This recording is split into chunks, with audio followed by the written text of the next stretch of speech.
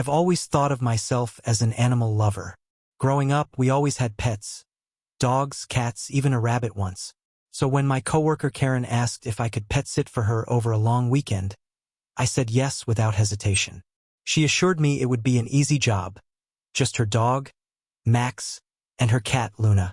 Karen had to go out of town for a family emergency, and she seemed relieved when I agreed. On Friday evening, I arrived at Karen's house, a modest two-story place on a quiet street. She'd left a detailed list on the kitchen counter: feeding schedules, walk times for Max, and instructions for administering medication to Luna, who apparently had a thyroid condition.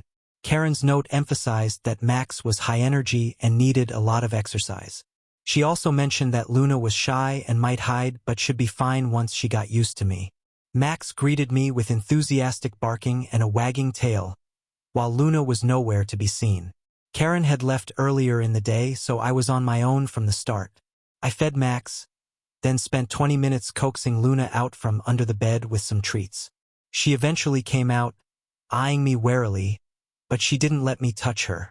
That night, after walking Max and making sure both animals had eaten, I settled on the couch with a book. Max lay at my feet, and Luna perched on a windowsill, keeping her distance but watching me. Around midnight, I heard a noise coming from the basement. It was a faint, metallic clanging, like something tapping against a pipe. I froze, listening intently. Karen hadn't mentioned anything about the house being old or noisy, so I was immediately on edge. I told myself it was probably just the plumbing and tried to go back to reading, but the sound continued intermittently throughout the night. When I finally went to bed, I locked the bedroom door, feeling oddly uneasy. Saturday morning started with a jolt. I woke up to Max barking furiously at the front door. When I looked outside, there was no one there, but Max wouldn't stop growling. I tried to calm him down, but he kept staring at the door, his body tense. Luna, meanwhile, had vanished again. I searched the house and eventually found her hiding in the laundry room, her eyes wide and her fur puffed up. Took some effort to coax her out. As I was feeding the animals, I noticed that the basement door was slightly ajar. I distinctly remembered closing it the night before. My stomach sank as I stared at the dark stairwell. Gathering my courage, I grabbed a flashlight and went down to investigate. The basement was cluttered with boxes and old furniture, but nothing seemed out of place. Still, the air felt heavy, and I couldn't shake the feeling that I was being watched. That afternoon, I decided to take Max for a long walk to burn off some of his energy. When I returned, the front door was unlocked. I was sure I had locked it before leaving. My heart raced as I cautiously entered the house, calling out to see if anyone was there. The house was silent, but something felt off. I checked every room, finding nothing amiss, but the sense of unease lingered. Later that evening, as I was preparing dinner for the animals, I heard footsteps upstairs. My breath caught in my throat. Max and Luna were both with me in the kitchen, so there was no explanation for the sound. I grabbed a broom for protection and crept up the stairs, my heart pounding. The hallway was empty, and the doors to the bedrooms were all open. I checked each room, finding nothing, but the feeling of being watched was stronger than ever. That night I barely slept. Max barked at every little noise outside, and Luna refused to leave my side, which was unusual for her. Around 3 a.m., I heard the metallic clanging from the basement again. This time, it was louder and more erratic, like someone was deliberately banging on the pipes. I wanted to call Karen, but I didn't want to worry her. Instead, I stayed in bed, clutching my phone, ready to call the police if things escalated. Sunday morning, I discovered scratches on the inside of the basement door. They hadn't been there the day before. The marks were deep, as if made by something strong and desperate. I felt sick to my stomach as I stared at them. Max growled at the door, his hackles raised, while Luna hissed and backed away. I decided to avoid the basement for the rest of the weekend. By Sunday afternoon, I was counting down the hours until Karen's return. I kept all the doors locked and stayed in the living room with Max and Luna, trying to distract myself with TV. But the strange noises didn't stop. At one point, I heard what sounded like whispering coming from the vents. I turned up the volume on the TV, trying to drown it out. That evening, Max started barking at the hallway. When I went to check, I found the basement door wide open. My blood ran cold. I had locked it earlier and even checked it twice.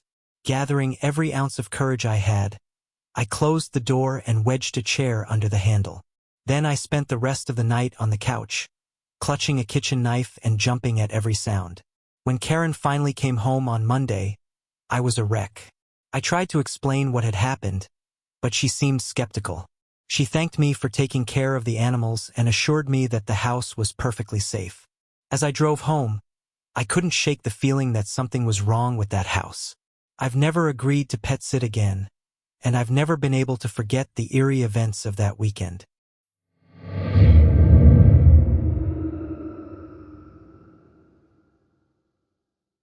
It started as an innocent favor. My friend Jenna had a last-minute work trip and needed someone to watch her pets. She had two, a senior golden retriever named Buddy and a young tabby cat named Milo. Jenna lived in an old, sprawling house on the edge of town, the kind with creaky floors and heavy wooden doors.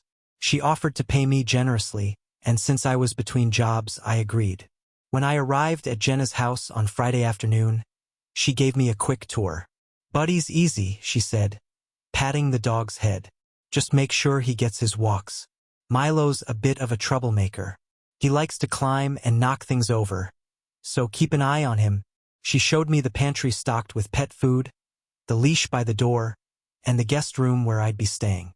The house was charming in a way that also felt a little unsettling. It had high ceilings, narrow hallways, and an attic Jenna told me to ignore. "It's just storage up there," she said casually. As she rushed out the door to catch her flight, she called over her shoulder, "Thanks again. You're a lifesaver." That evening, I settled in with Buddy and Milo. Buddy was as gentle and laid back as Jenna had promised, content to snooze by my feet while I watched TV. Milo, however, lived up to his reputation. He jumped onto the counters, batted at picture frames, and tried to claw the curtains. I spent most of the evening redirecting his antics. By the time I went to bed, I was already feeling a bit frazzled. In the middle of the night, I woke up to a noise. It was faint at first, a soft scratching sound that seemed to come from the walls.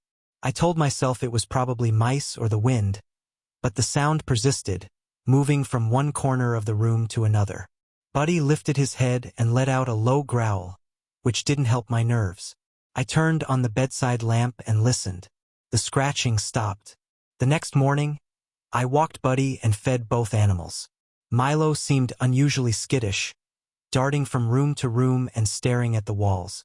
I tried to brush it off, but the unease from the night before lingered. While making breakfast, I noticed a door I hadn't seen during Jenna's tour. It was at the end of the hallway, small and unassuming, partially hidden by a curtain. Curiosity got the better of me and I opened it. The door led to a narrow staircase spiraling down into darkness. A musty smell wafted up, and I immediately felt a chill. I closed the door and decided to pretend I hadn't seen it. Jenna hadn't mentioned a basement, and I didn't feel like exploring. That afternoon, while folding laundry in the guest room, I heard something odd. It sounded like a whisper, faint and indistinct, coming from the vent. I froze, straining to hear. It wasn't the wind or the hum of the air conditioning. It was rhythmic, almost like a voice. Milo jumped onto the bed and stared at the vent, his tail puffed up. My heart raced as I told myself it was my imagination. By evening, the atmosphere in the house had shifted. The air felt heavier, and every creak and groan of the old house seemed amplified. Buddy refused to go into the hallway near the hidden door, planting his feet and whining whenever I tried to coax him. Milo, on the other hand, was fixated on it, pawing at the door and meowing. I tried to distract him, but he kept returning, his behavior more frantic each time. That night, I barricaded myself in the guest room with the animals. I didn't want to hear the scratching again, but it came anyway, louder this time, accompanied by soft thuds, as if something was moving inside the walls. I texted Jenna, asking if she'd ever noticed anything strange about the house. She didn't reply. Around 2 a.m., Buddy started barking, A deep, alarmed sound that made my stomach flip. Milo darted under the bed, hissing. I grabbed my phone and flashlight and opened the door. The hallway was dark, but the faint sound of whispers was unmistakable. They seemed to come from the direction of the hidden door. My hands shook as I stepped closer. The door was ajar. I wanted to run, but I couldn't leave without the pets. Gathering my courage, I shone the flashlight down the staircase. The beam illuminated a concrete floor littered with debris, broken furniture, scattered papers, and something that looked disturbingly like claw marks on the walls. The whispers grew louder, then stopped abruptly. Buddy barked again, pulling me back to reality. I slammed the door shut, pushed a heavy chair against it, and retreated to the guest room. The rest of the night was a blur of fear and exhaustion. Every sound set me on edge. I barely slept, clutching Buddy's leash and keeping Milo close. At dawn, Jenna finally texted back, "Sorry for the late reply. The house can be creepy at times. Don't worry, it's just old." Her casual tone infuriated me. I decided I'd had enough. By the time Jenna returned on Sunday evening, I was packed and ready to leave. She thanked me and handed me an envelope with cash, but I couldn't bring myself to tell her everything. As I drove away, the house loomed in my rearview mirror, its dark windows like watching eyes. I've avoided old houses ever since, and whenever I think about that weekend, I can still hear the whispers.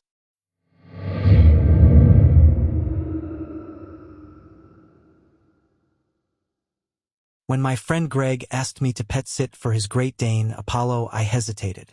It wasn't Apollo I was worried about. Greg's dog was a gentle giant who mostly slept and drooled. What gave me pause was Greg's house. A sprawling, century-old Victorian with a reputation. Local rumors claimed it had a past, though Greg always waved them off as nonsense. I eventually agreed, figuring a week in an old house couldn't be that bad.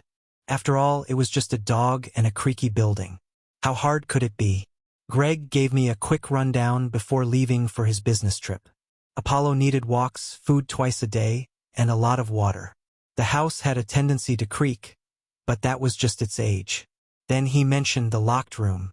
"Don't worry about it," Greg said, almost dismissively. "It's just storage. I lost the key years ago. You'll never need to go in there." His tone was casual, but something about the way he avoided eye contact made me uneasy. The first couple of days were uneventful. Apollo was a sweetheart, following me around and flopping onto the nearest rug to nap. The house, however, was another story. It groaned with every shift in temperature.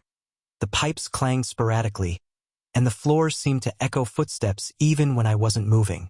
Still, I chalked it up to the quirks of an old house and tried to ignore it. On the third night, things changed. I was reading in the living room when Apollo suddenly lifted his head. Ears perked. He stared toward the hallway that led to the back of the house. At first, I didn't hear anything, but then came a faint thud, like something heavy had fallen. I got up to investigate, Apollo close at my heels. The sound seemed to have come from near the locked room. I tried the door, but it was, as Greg had said, securely locked. I told myself it was nothing. Maybe something had shifted inside the room. But Apollo wouldn't leave the hallway, his body rigid and his eyes fixed on the door. I had to practically drag him back to the living room. That night, I barely slept. Every creak of the house set my nerves on edge. The next day, while walking Apollo in the backyard, I noticed something strange. One of the upstairs windows, the one in the locked room, was slightly open. I was sure it had been closed before. When I got back inside, I decided to check it out. Standing in the hallway, I could see the edge of the window through the frosted glass panel on the door. It was definitely open, letting in a faint breeze that made the curtain flutter. I tried the door again, rattling the knob, but it wouldn't budge. That evening, as I was feeding Apollo, I heard what sounded like muffled voices. They were faint, just on the edge of perception, and seemed to come from above me. I froze, listening. The locked room was directly overhead. Apollo started whining, his tail tucked between his legs. I grabbed my phone and called Greg. "Hey, quick question," I said, trying to keep my voice steady. "Are you sure there's nothing in that locked room? I thought I heard something." Greg laughed nervously. I told you it's just storage. Probably some old junk shifting around. Don't worry about it. His response didn't reassure me. That night, the noises got worse. Thuds, faint dragging sounds, and once, what I swore was the creak of a door hinge. Apollo barked furiously, pacing the house and refusing to settle down. I sat on the couch, clutching my phone and debating whether to call the police. The breaking point came on the 5th night. I was lying in bed, staring at the ceiling, when I heard it. The unmistakable sound of footsteps in the hallway. Slow and deliberate, they stopped right outside my door. Apollo growled low in his throat, standing at attention by the bed. I held my breath, heart pounding, and waited. After what felt like an eternity, the footsteps continued, heading back down the hallway toward the locked room. I didn't sleep at all. As soon as it was light, I decided I was done. I packed my things, called Greg, and told him I couldn't stay another night. He sounded annoyed but didn't press the issue. I left the key under the mat, loaded Apollo into my car, and drove to Greg's sister's house, where she agreed to take over pet-sitting duties. I've never been back to Greg's house, and I've never asked about that locked room. Some things are better left unknown.